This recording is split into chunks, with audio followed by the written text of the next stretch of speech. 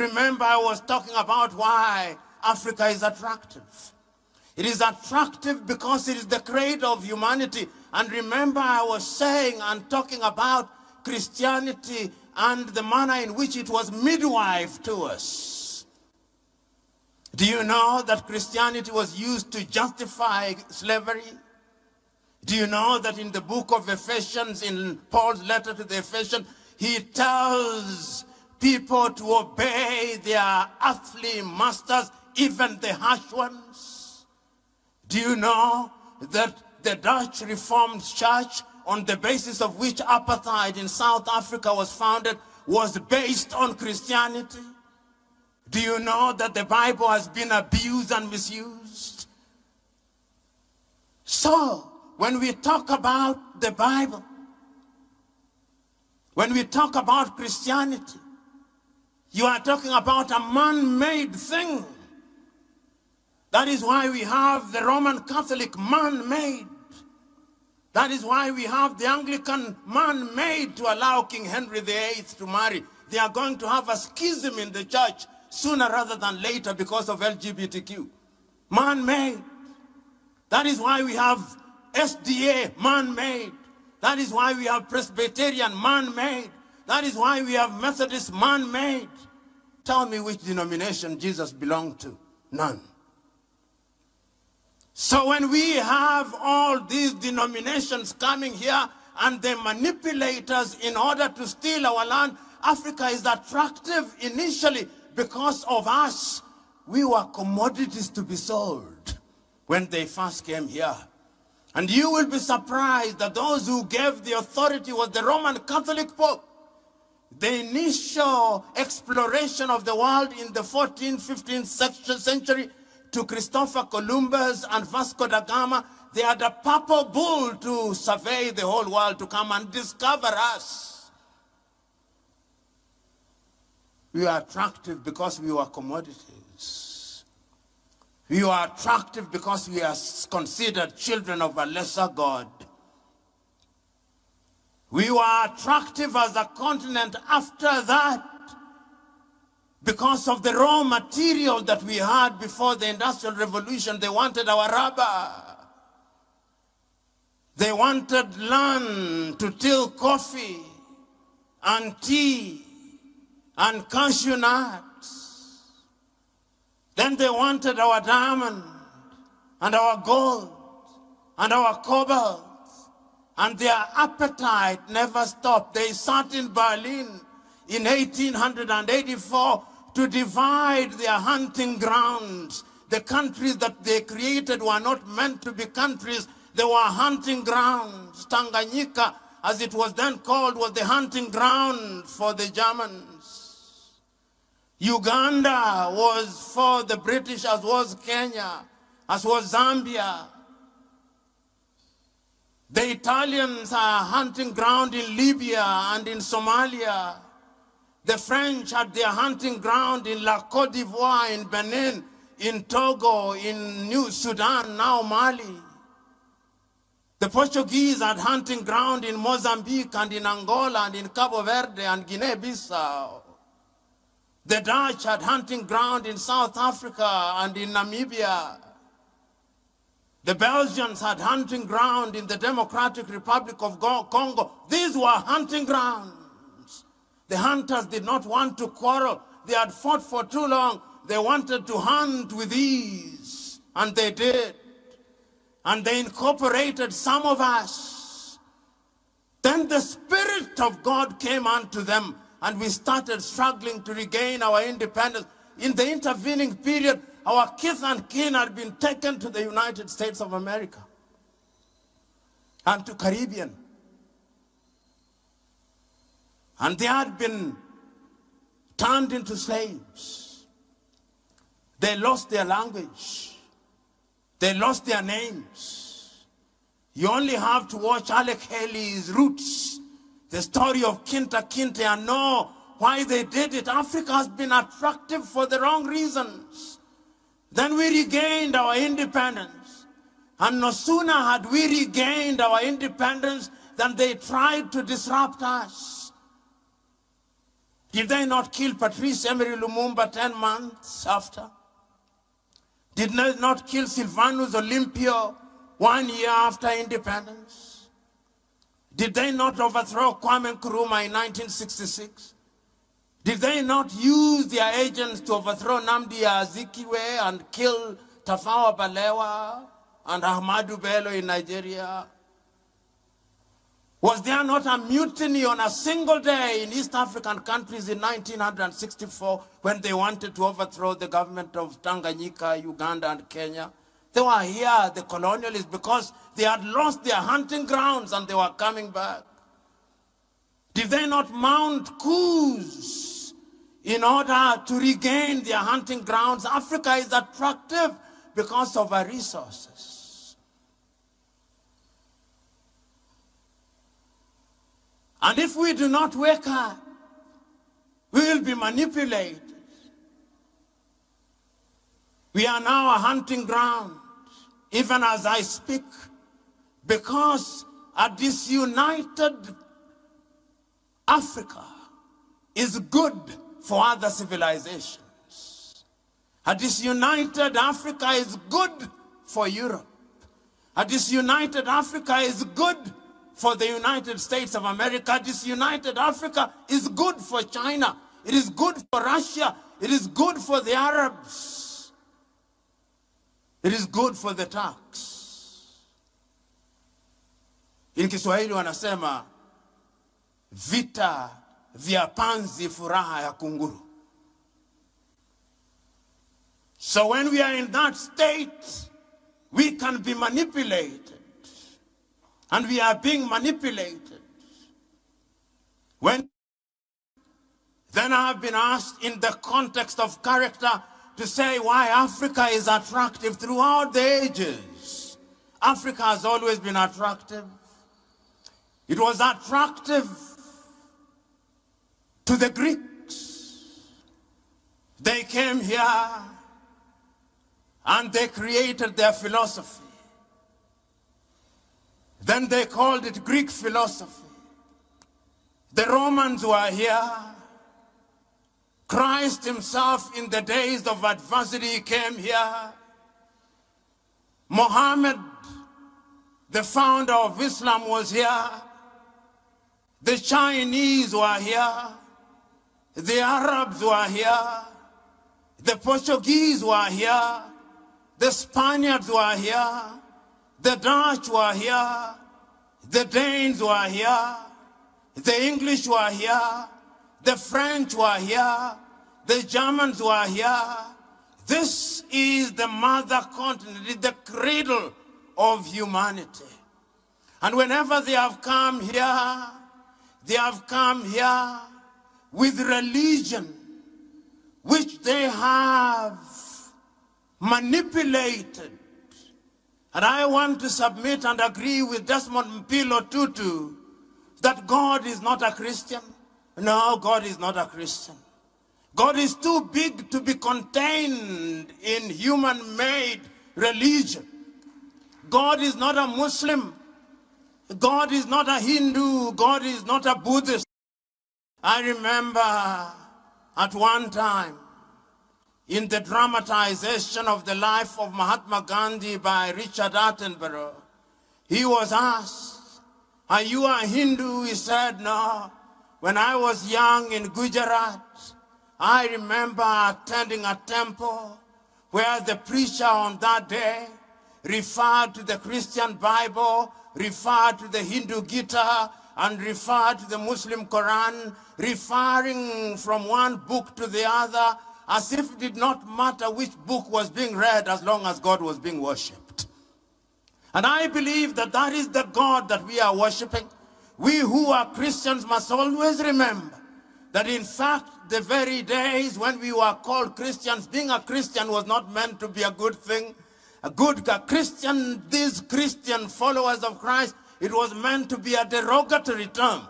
And sometimes we who are Christians, we who claim to follow the Christ, we are arrogant and intolerant. And for our arrogance and our intolerance, we will be punished. There is a message Those of you who are readers of the works of God, in the Talmuds of the Torah, there is a story told that when the Israelites had been drowned, or rather when the host of the Pharaohs had been drowned in pursuit of Israel, and the Israelites were laughing and celebrating, it is said, God appeared unto them and said, why do you celebrate when my children have been drowned? That is the God whom we do not understand. But if we are not united, we will be destroyed. Those words had also been spoken before in 1963, on the 24th day of May 1963 in Addis Ababa, Ethiopia, by the Osagie for Kwame Nkrumah, when he was urging Africans to unite. We did not unite.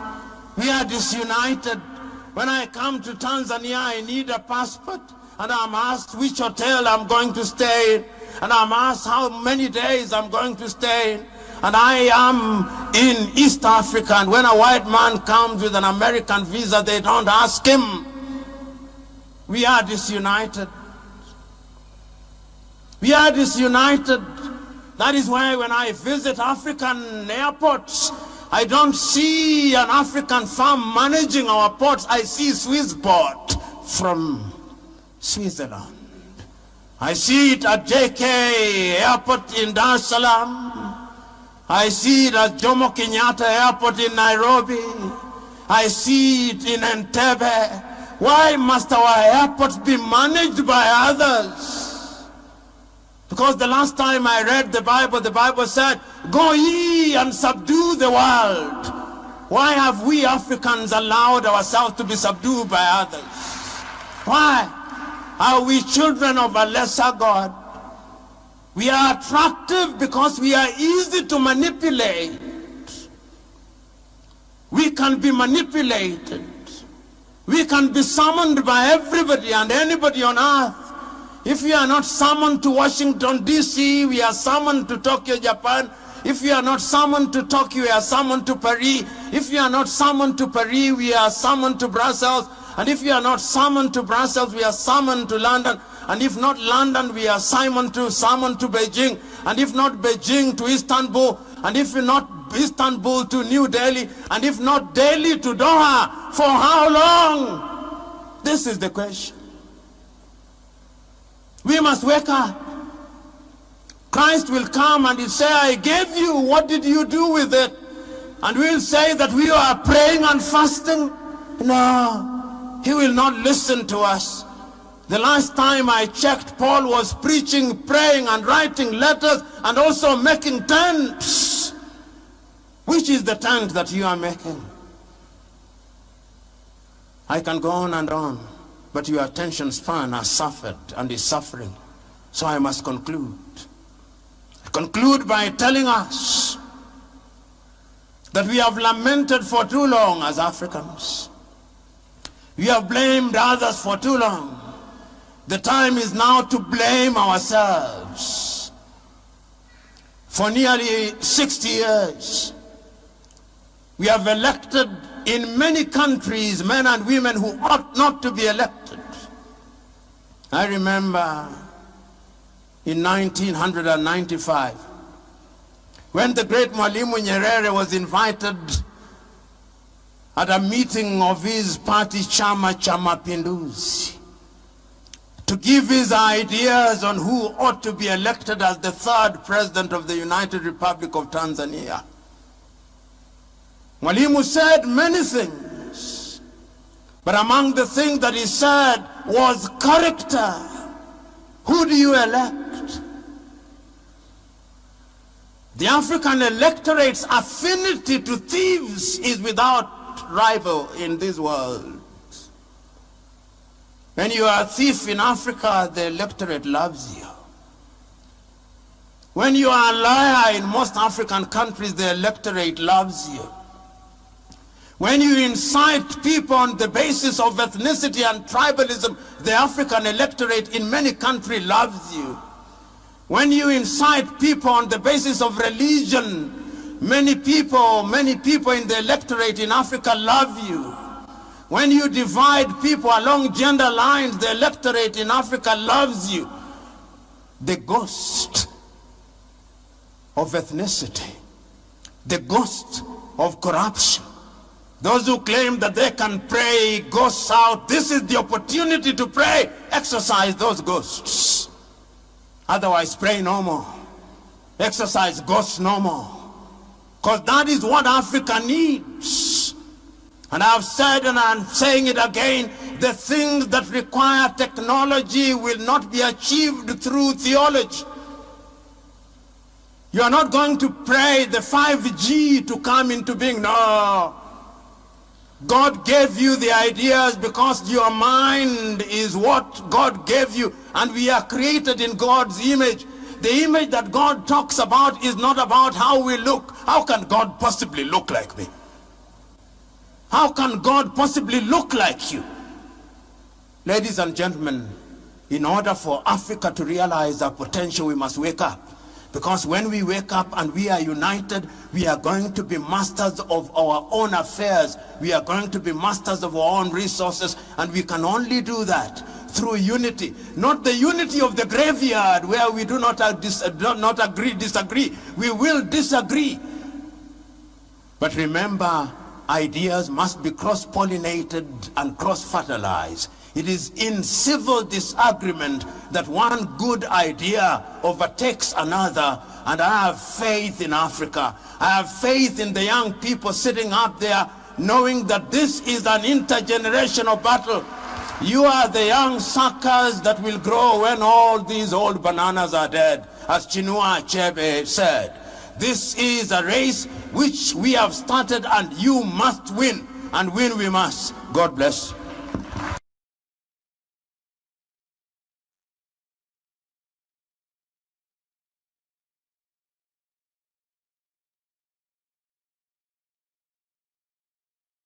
Of leadership, remember, I'm not calling them leaders. Imagine that if they come late to an event, then they are important. That is rudeness, and that is arrogance. When you have good character, you respect people's time. When it is appointed that you should arrive in a place at 9, you arrive at 8:30. That is character. In Africa, we don't do that. Chinua Achebe, in his book, Antseals of the Savannah, says, he does not know from what inexhaustible wells of patience the African draws. On a daily basis, those who call themselves their leaders insult them. They come late to events. Their seats are prepared for them. They sit in the front seats, they eat good food, and they insult those whom they lead. Character is about humility. I cannot agree more with those who have spoken before me. And I want to suggest to us that because we are in a prayer breakfast, we must not necessarily be nice to each other, but we must be faithful to the truth. And to the organizers of these prayer breakfasts, I congratulate you. But I'm in the business of reminding all of us that a prayer breakfast can become an annual ritual without more. Don't make it an annual ritual where we come to say with our mouths what we do not believe in our hearts. There must be a wedding between the words of our mouths and our deeds. That is what character is all about. And I also want to remind this audience, as the good book says, we must, in the nature of things, be Christians of Berea. If you read the Acts of the Apostles, Paul says that he liked the Christians of Berea because whenever the word had been preached, they went out and read the word to confirm if what had been preached was true. And I also want you to go and read. We are talking about character and the followership. throughout the ages, men and women have followed evil men. And these are those days that we must warn ourselves. I am encouraging you, if you are a Christian of Berea, go and fact check what I'm saying. And you can even fact check it as I'm speaking. Read the book of Matthew, chapter 24, verse 24. In the end days there shall come many Christs, and they shall work wonders, and they shall mislead even the very elect, if it were possible. So we must warn ourselves as people who believe in God. We must warn ourselves as Christians in the knowledge, as Paul writes in his second letter to Timothy, chapter 3, that there shall become a form of Christianity where we shall be lovers of ourselves, where we shall be boastful, where we shall have people confusing people, just as Jannes and Jambres confused the multitude. But we are warned to do the right thing. And I'm also telling you that the same Bible tells us that you cannot pretend to be lovers of God whom you have not seen if you do not love your brothers and sisters whom you see. You know, when we talk about character, we are talking about serious business. When we talk about prayers, we are talking about serious business. When my good friend Godfrey was asking people to pray, I'm making some of you uncomfortable, and that is my intention. When he was asking people to pray, he asked several people to pray, and everybody came. And I was asking myself, why must 5 people pray? Why can't it be 1? Why? They all said the same thing. Why can't 1 person pray? 3 members of parliament had to pray. Why? Is God deaf? Must we repeat things to God? Are we like the latter-day Pharisees who pray that men may listen to us? Let us not use prayer breakfast to mock God.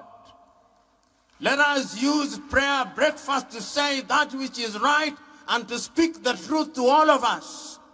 I'm saying all these because we must say it, because we must not shy away from the truth.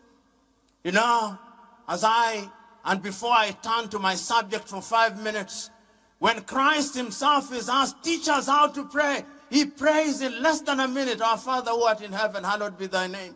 Thy will be done on earth as it is in heaven. Give us this day our daily bread. Full stop, just pray. All these things that we are in the business of asking, God knows before you ask.